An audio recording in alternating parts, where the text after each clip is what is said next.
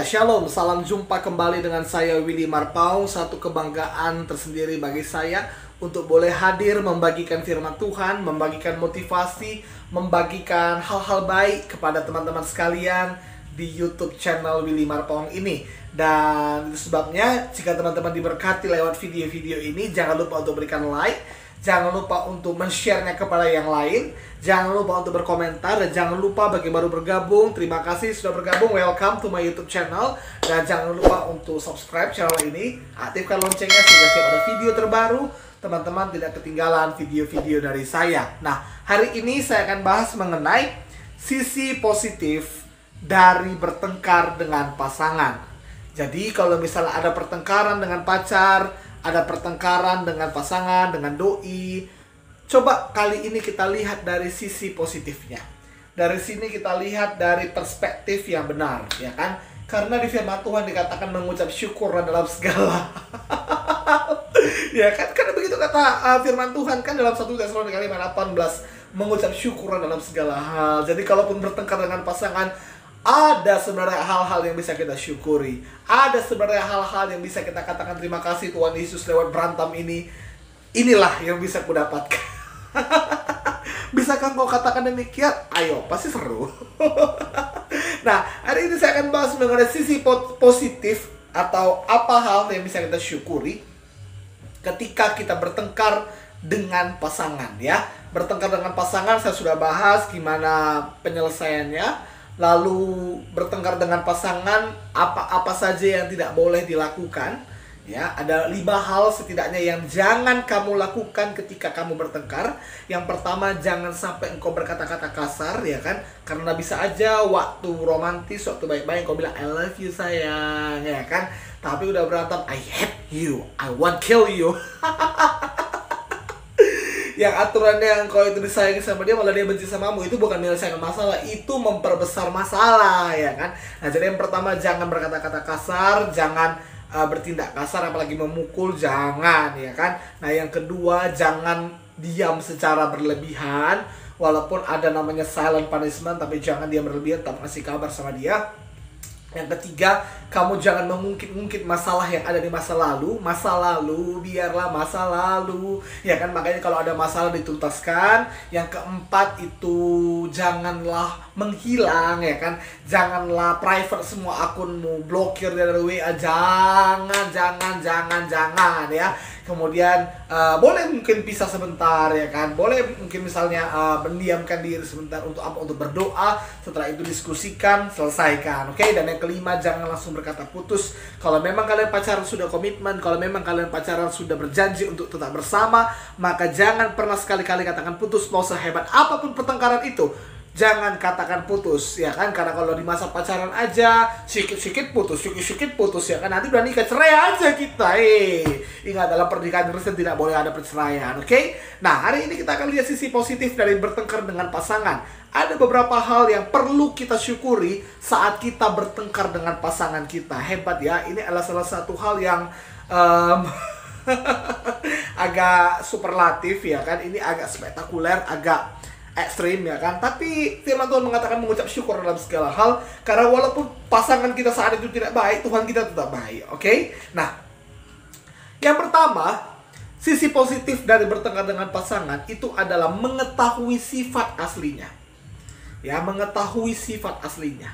Ketika seseorang ada dalam tekanan, ketika seseorang lagi tertekan, ya, lagi ada dalam masalah, lagi penuh dengan emosi, maka nampak aslinya.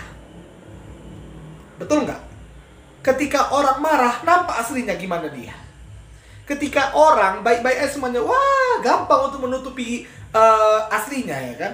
Tetapi kalau misalnya kehidupannya atau emosionalnya saat itu sedang tidak baik-baik saja, maka nampak aslinya.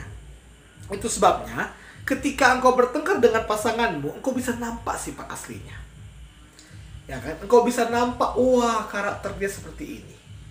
Engkau bisa nampak, wah, dia rupanya seperti ini, ya kan? Nah, bagaimana cara menghindari itu? Makanya jangan terlalu cepat PDKT-nya.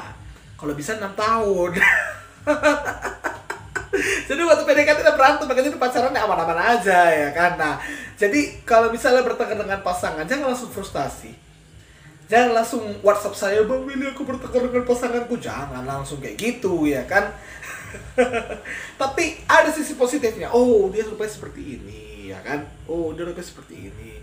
Misalnya gini, kalian belum buat aturan kan. Kalian belum buat aturan, kemudian kamu itu, dia itu nggak ngebalas-balas chatmu. Yang kenal kamu spam p gitu ya kan. Nah, marah dia. Wah, nampak sifat aslinya, berarti dia nggak suka digituin ya kan.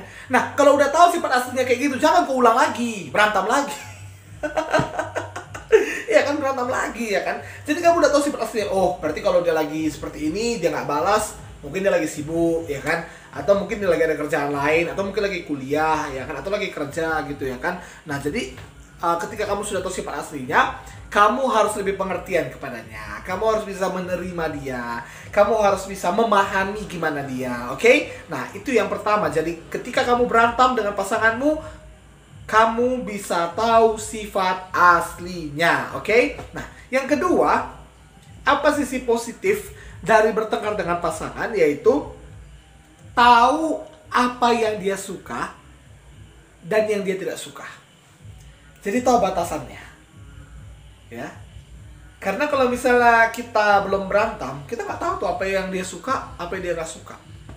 Kita nggak tahu tuh gimana nantinya yang dia suka tuh apa ya gitu, yang dia nggak suka apa gitu, ya. Misalnya, kan bertengkar ini kan mau dari hal-hal kecil. Biasanya ya, kalau orang pacaran itu kan pertengkarannya dari hal-hal kecil, hal-hal kecil yang kemudian diangkat-angkat terus, yang tidak ada saling penerimaan ya kan. Wah, berantem ya kan. Nah, jadi kalau misalnya kamu dari hal-hal kecil pun kamu tahu, oh dia rupanya nggak suka yang seperti ini, oh rupanya dia suka seperti ini, tapi aku nggak buat yang kayak gini ya kan. Bertengkar jadi jadi kamu tahu habis itu, wah rupanya dia nggak suka seperti ini. Itu sebabnya berikanlah dia yang apa yang dia suka, dan hindarilah apa yang dia nggak suka. Oke, jadi kamu bisa tahu apa yang kamu suka, apa yang dia suka, dan apa yang dia nggak suka ketika bertengkar. Nah, kemudian yang ketiga, sisi positif dari bertengkar dengan pasangan adalah memperkuat hubungan. Kenapa saya katakan demikian? Why I say like that? Kenapa saya katakan demikian? Mungkin ini agak aneh ya. Kenapa bisa memperkuat hubungan? Karena gini, kalau misalnya kalian sudah komitmen, ya kalian sudah komitmen untuk pacaran dan memang serius sampai kepada pernikahan, tetapi ada terjadi pertengkaran, ya ada terjadi pertengkaran. Setelah ada pertengkaran, kalian tahu cara menyelesaikannya. Sebagai contoh, pertengkaran itu karena tidak ngasih kabar. Nah, cara menyelesaikan kayak kamu tahu gimana. Atau kayak mana contohnya gitu, dia suruh tidur tapi kamu nggak tidur, bertengkar jadinya. Kalian tahu cara menyelesaikannya gimana. Itu sebabnya jangan pernah menikah dengan orang yang kamu nggak pernah bertengkar dengan dia. Kalau kamu menikahi seseorang, pastikan engkau pernah bertengkar dengan dia dan pernah menyelesaikan masalah itu. Sehingga apa? Sehingga nanti di masa pernikahan, apapun masalah yang datang, apapun pertengkaran yang datang dalam hubungan itu, nggak minta cerai. Ada banyak orang di masa pacaran tuh romantisnya aja. Kami terlalu mencintai untuk bisa bertengkar, ya. Jadi bertengkar dengan pasangan itu wajar, memang wajar. Karena perbedaan. Itu sebabnya kalau saya cari perempuan yang berbeda dengan saya, ya kan. Nah, tapi kalau memang kami tahu gimana cara menyelesaikan masalah itu, maka itu akan memperkuat hubungan kami. Ya, itu akan memperkuat komitmen kami. Karena apa? Karena ketika ada masalah, ketika ada pertengkaran, di situ kita dilatih. Dilatih untuk apa? Untuk rendah hati. Dilatih untuk apa? Untuk memaafkan. Dilatih untuk apa? Meminta maaf. Dilatih untuk apa? Menikmati proses. Ya, prosesnya mungkin kita kena sanksi, kena hukuman sama dia. Ya, jadi kita harus bisa memperkuat hubungan kita lewat pertengkaran yang ada. Itu sebabnya saya katakan jangan lakukan hal-hal yang salah tadi waktu pertengkaran. Waktu bertengkar jangan lakukan 5 hal yang saya katakan tadi. Atau boleh scroll lagi ke video-video sebelumnya, karena sudah saya bahas dengan lengkap. Kalau misalnya ada pertengkaran, selesaikan, diskusikan, doakan. Sehingga nanti ada pertengkaran lagi, oh kalian udah tahu cara ngadepinnya gimana gitu. Oke? Nah, itu yang ketiga. Yang keempat, sisi positifnya itu apa lagi? Sadar bahwa komunikasi itu penting. Ada banyak pasangan yang cuek. Saya nggak tahu lah ya gimana yang cuek itu sebenarnya siapa, laki-laki atau perempuan ya kan. Ada yang mengatakan, kawan-kawan saya perempuan bilang laki-laki itu cuek ya kan. Ada yang bilang perempuan itu cuek ya kan. Ada yang mengatakan, ih beruntung kali lah kayaknya kau Willy ya kan, kau itu nggak cuek ya. Beruntung kali lah pasanganmu itu ya Willy, kau tuh orangnya nggak cuek ya kan. Wow.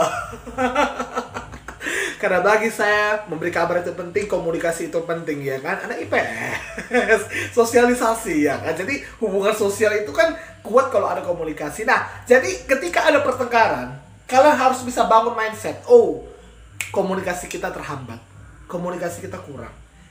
Ada tadi yang mengatakan itu kesalahan itu. Kalau misalnya berantem, diam-diaman, menghilang, salah.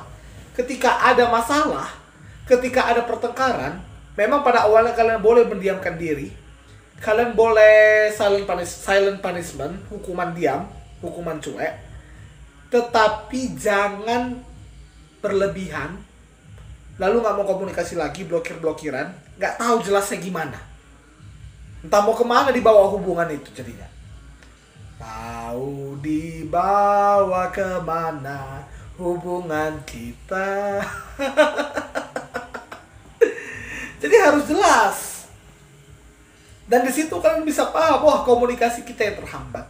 Karena kebiasaan, kesalahan dalam hubungan, adanya pertengkaran dalam hubungan karena apa? Karena komunikasinya yang nggak lancar.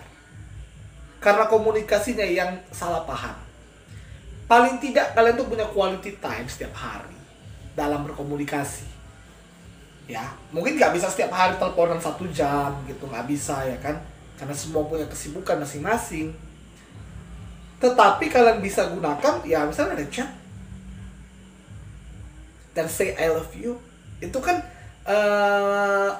say I love you itu kan menghilangkan keraguan bahwa dia itu tidak mencintai kita. Jadi kalau misalnya ada masalah ini ya kan, bilang aja I love you sama dia dulu katanya. Nah, jadi yang keempat itu, kita sadar bahwa komunikasi itu penting. Ya, jadi ketika ada pertengkaran, bukan diam-diaman, tapi berkomitmen untuk membangun komunikasi yang baik, komunikasi yang sehat, yang membawa hubungan itu menjadi hubungan yang sehat. Amin.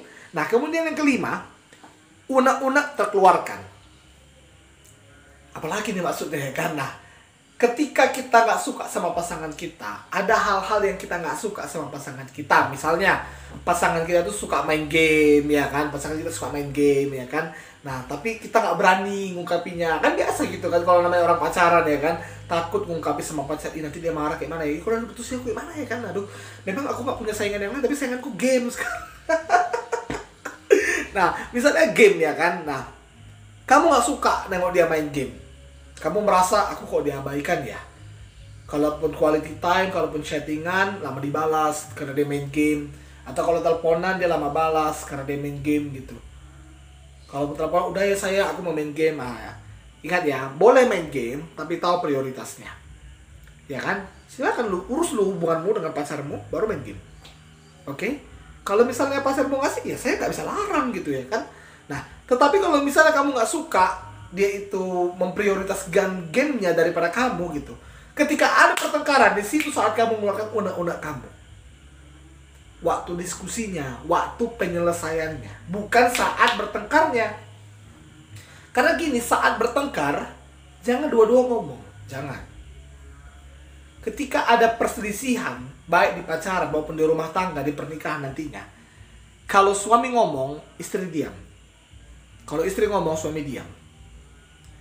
Jadi unek-unek itu terkeluarkan, lalu bisa mulai diskusi dengan baik.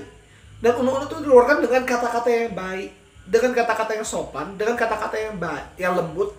Sehingga apa? Sehingga itu meredakan amarah.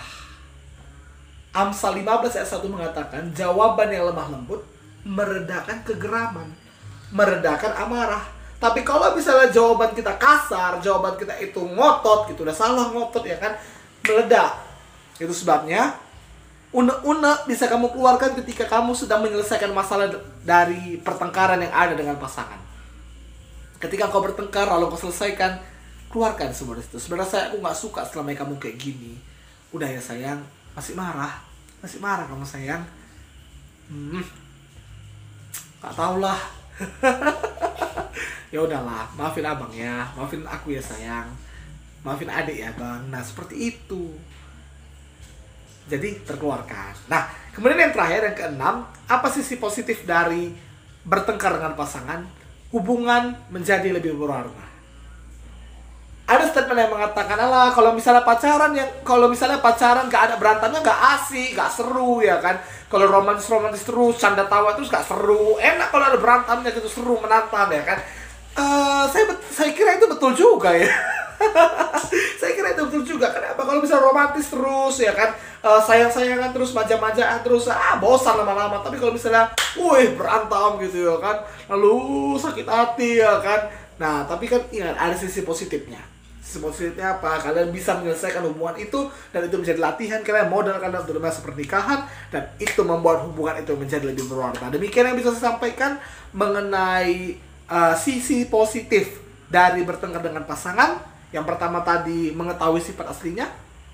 Yang kedua itu tahu apa yang dia suka dan apa yang dia tidak suka. Yang ketiga itu memperbaiki dan memperkuat hubungan itu, memperkuat komitmen kalian. Yang keempat itu sadar bahwa komunikasi itu penting. Yang kelima itu adalah unek-unek terkeluarkan.